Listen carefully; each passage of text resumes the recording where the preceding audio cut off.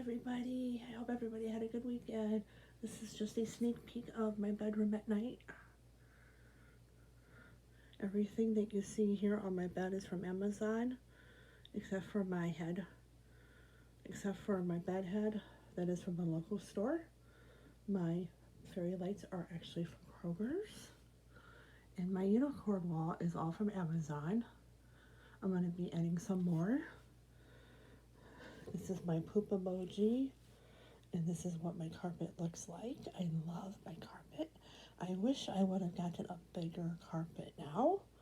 But yeah, this is my bed at night, guys. My fairy lights were under $5 over at Kroger. Like I said, my headboard is from a local store that closed like years ago. And all of my bedding is from Amazon. This is just a sneak peek.